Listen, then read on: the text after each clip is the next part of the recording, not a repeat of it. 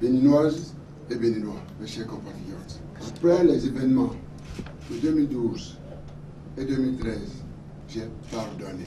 J'ai réellement pardonné. Et mon pardon est définitif et sincère au nom de la République. J'ai assumé le pouvoir d'État, comme vous le savez. Je l'ai exécuté et j'en connais les rouages et les difficultés qui en sont liées.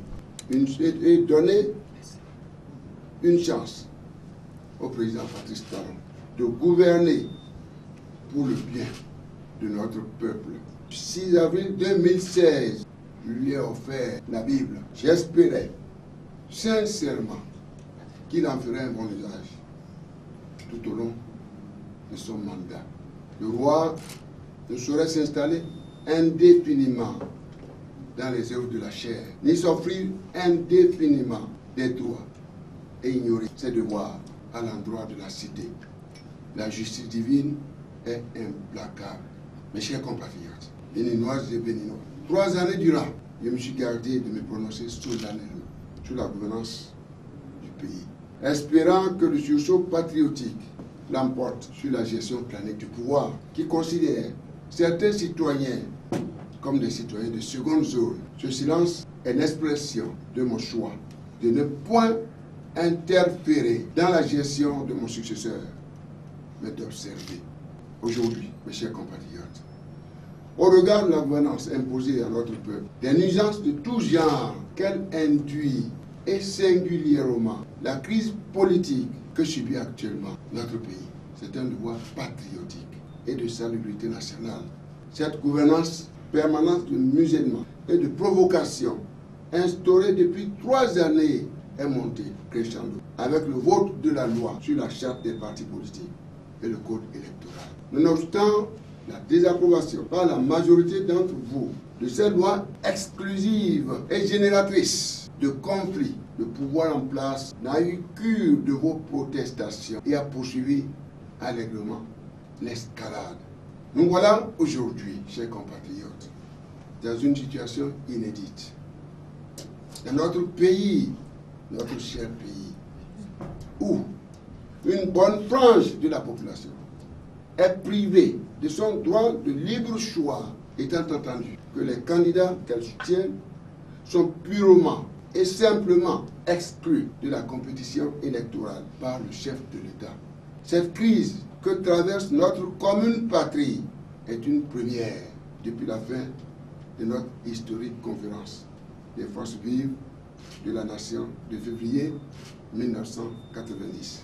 Pour la première fois, sous le renouveau démocratique, sont qualifiés à prendre part aux élections législatives 2 listes de la même obédience politique et créée par le chef de l'État. Cette situation inédite, mes chers compatriotes, dans l'histoire politique de notre pays et même en Afrique, notre cher continent, a ému la communauté internationale qui a successivement dépêché une délégation de la Commission de la Communauté économique des États de l'Afrique de l'Ouest, la CEDEAO, le représentant du secrétaire général des Nations Unies et une délégation de l'Organisation internationale de la francophonie au chevet de notre démocratie menacée.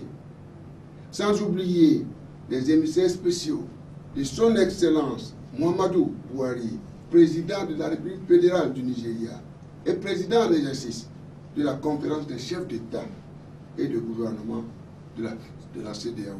J'ai eu l'insigne honneur de rencontrer et d'échanger avec toutes ces délégations. En ces différentes occasions, mes chers compatriotes, je leur ai toujours réaffirmé l'attachement du peuple béninois à l'état de droit et à sa démocratie. Et leur ai réitéré sa volonté d'aboutir à des élections législatives inclusives, crédibles, équitables et transparentes. Je renouvelle mes vœux à l'endroit de la communauté internationale de continuer de s'investir dans la résolution de cette crise. Je resterai reconnaissant des efforts en cours de son Excellence Muhammadu Buhari, président de la République fédérale du Nigeria et président en exercice de la conférence des chefs d'État et de gouvernement de la CEDEAO en relation avec les autres États membres pour une issue heureuse de cette crise en vue de la préservation de la stabilité dans la sous-région. J'associe à ce cri de cœur SOS, en particulier l'Union africaine, l'Union européenne, les Nations unies et toute la communauté internationale. Mes chers compatriotes, beaucoup d'entre vous se sont prononcés de diverses manières par rapport à cette crise. Vous le savez bien. Je salue au passage mon aîné, le président Nicéphore Dieudonné Soglo et l'honorable Rosine Vieira Soglo. Je n'oublie pas les efforts fournis par les intellectuels, la société civile, le clergé, les têtes couronnées, les personnalités politiques, les sages, les jeunes, les femmes et nos frères et sœurs de la diaspora dans la résolution de cette crise politique dans notre pays. Je ne saurais ignorer le précieux appui, encore une fois, de la communauté internationale, béninoise et béninois. Mes très chers compatriotes, j'ai espéré que tous les gémissements et cris de cœur poussés dans le pays feraient entendre raison au président de la République. J'ai cru que tous les efforts fournis par la communauté internationale allaient convaincre le chef de l'État du risque encouru en optant pour des élections législatives sans la participation de tous les partis politiques qui le désirent et qui, au demeurant, ont accompli les diligences nécessaires. J'ai espéré, enfin, la profession de foi, président Patrice Talon, je le répète, j'ai espéré enfin que la profession de foi du président Patrice Talon de vouloir faire participer tous les partis politiques et l'assurance qu'il a donnée aux différentes délégations ayant séjourné dans notre pays dans le cadre de ces élections était véritablement sincère. Hélas, chers compatriotes, il n'en a pas été ainsi. Vous l'avez constaté.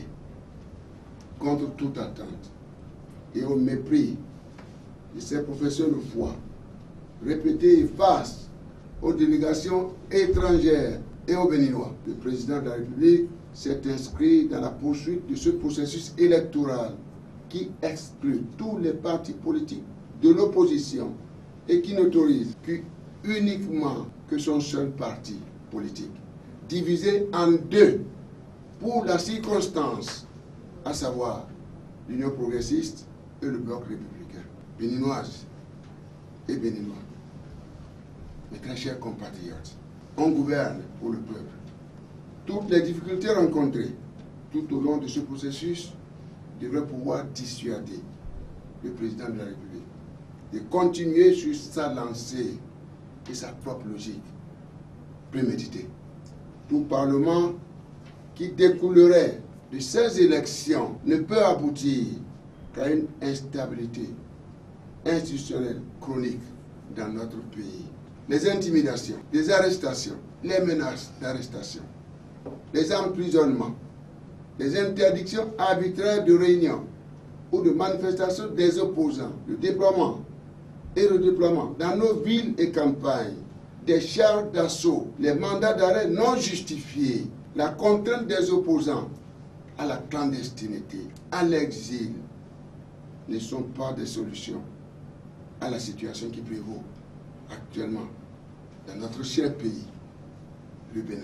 En tant qu'aîné, ancien président de la République et citoyen de ce pays, il me plaît de dire au président Patrice Talon qu'il n'est pas dans la bonne direction. J'en suis profondément convaincu. S'entêter, c'est tourner dos aux idéaux de la conférence des forces vives de la nation. C'est détruire notre héritage démocratique. C'est décrédibiliser et isoler notre pays au plan international. C'est détruire sa légitimité internationale. C'est détruire la paix et la stabilité de notre patrie commune, mes chers compatriotes. C'est inaugurer un cycle de violence inutile. C'est enfin mettre en péril la sécurité et la stabilité dans la sous-région. plaise à Dieu, le Père Céleste, de nous en préserver et de nous préserver du pire. En conséquence, j'en appelle au sens élevé de l'État et de responsabilité du président de la République, M. Patrice Talon. Je l'invite à prendre toute la mesure de la gravité de la présente situation, qui ne nous honore guère, et à arrêter le processus électoral en cours. Qu'il puise la bonne formule dans le riche arsenal juridique à sa disposition pour juguler la crise. Ce faisant, mes chers compatriotes, le président aura contribué au renforcement de la démocratie, à la préservation de la paix. Il aura réussi à éviter des lendemains douloureux, véritablement douloureux, à notre peuple. Toute réforme, chers compatriotes, et ajustements sont nécessaires. Et j'en conviens, pour tenir compte des mutations qui affectent notre pays, notre sous-région et notre planète. Leur réussite passe cependant par une gestion participative et leur capacité à profiter à tout le monde et non à un clan.